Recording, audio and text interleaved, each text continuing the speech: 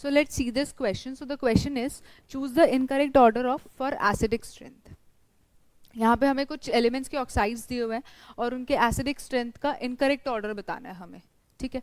तो acidic oxides कौन बनाता है? सो जो हमारे मेटल्स होते हैं वो बनाते हैं बेसिक ऑक्साइड्स, और जो हमारे नॉन मेटल्स होते हैं दे फॉर्म एसिडिक ऑक्साइड्स, ठीक है. तो जितना ज़्यादा नॉन मेटालिक कैरेक्टर होगा किसी एलिमेंट में, उतना ही अच्छा उसका क्या बनेगा, उतना ही ज़्यादा अच्छा उसका एसिडिक ऑक्साइड का नेचर होगा, ठीक है. सो जो हमारे नॉन मेटल्स होते हैं, non metals form acidic oxides,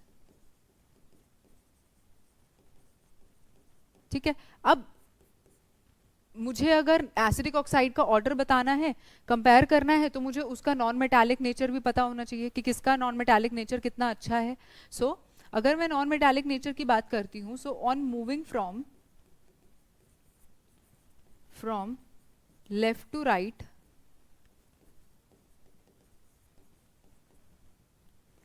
in a period, non-metallic character increases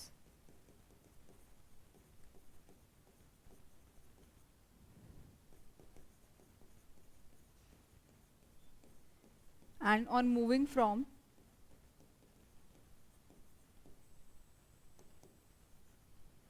top to bottom in a group,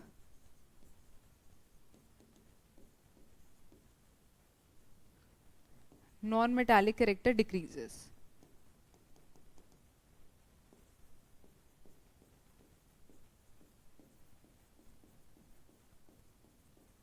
ठीक है. तो अगर अब एक और चीज, अगर हम ऑक्सीडेशन स्टेट देखें या अगर हम चार्ज देखें किसी भी एलिमेंट पे, तो हम चार्ज के बेसिस पे ही बता सकते हैं कि कितना ज़्यादा एसिडिक नेचर होगा. यानी कि जितना ज़्यादा चार्ज होगा उतना ही ज़्यादा क्या होगा, हमारा ऑक्साइड होगा वो एसिडिक नेचर का होगा, ठीक है. So as the charge on the element increases,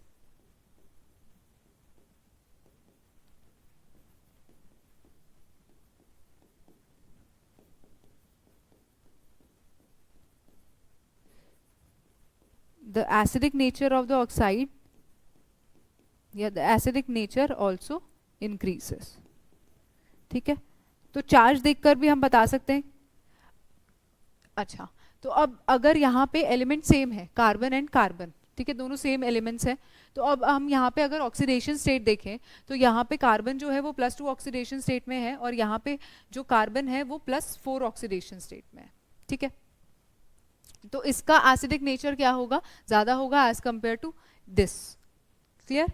तो ये ऑर्डर क्या है, करेक्ट है. अब अगर हम इसके केस में देखें, तो यहाँ पे जो ऑक्सीडेशन स्टेट होगा, दोनों ही सल्फर हैं, तो यहाँ पे जो ऑक्सीडेशन स्टेट होगा वो +6 होगा और यहाँ पे जो ऑक्सीडेशन स्टेट होगा वो +4 होगा. तो जिस पे चार्ज ज्यादा उतना ही ज्यादा एसिडिक नेचर. तो ये ऑर्डर भी करेक्ट ऑर्डर है. अब यहाँ पे भी दोनों क्या है, क्लोरीन क्लोरीन है, तो फिर से हम चार्ज के बेसिस पे देख सकते हैं. तो इसके केस में जो चार्ज होगा वो होगा +3 और इसके केस में जो चार्ज होगा वो Cl पे होगा +1. क्लोरीन पे यहाँ पे +1 चार्ज होगा, यहाँ पे +3 चार्ज होगा. तो अगर यहाँ पे +3 चार्ज है तो एसिडिक नेचर इसका ज्यादा होगा एज कंपेयर टू HOCl, ठीक है. अब हमें यहाँ पे क्या है, ऑक्सीडेशन स्टेट दोनों के केस में ही +4 है ना. यहाँ पे भी +4 है और यहाँ पे भी +4 है. तो इसके चार्ज के बेसिस पे हम नहीं बता पाएंगे, तो हमें क्या देखना होगा, हमें ट्रेंड देखना होगा, ठीक है. तो कार्बन और सिलिकॉन दोनों ही ग्रुप नंबर 16 के एलिमेंट्स हैं, ठीक है. अब मैं जब टॉप टू बॉटम जाती हूँ, टॉप टू बॉटम, तो नॉन मेटालिक कैरेक्टर क्या करेगा, डिक्रीज करेगा. नॉन मेटालिक कैरेक्टर डिक्रीजेस, ठीक है. तो ज्यादा मेटालिक कैरेक्टर किसके अंदर होगा, कार्बन के अंदर. तो उसका जो ऑक्साइड होगा वो ज्यादा एसिडिक होगा, क्योंकि नॉन मेटल्स जो होते हैं वो एसिडिक ऑक्साइड बनाते हैं, ठीक है. तो कार्बन का जो नॉन मेटालिक कैरेक्टर, अगर मैं नॉन मेटालिक कैरेक्टर की बात करूं,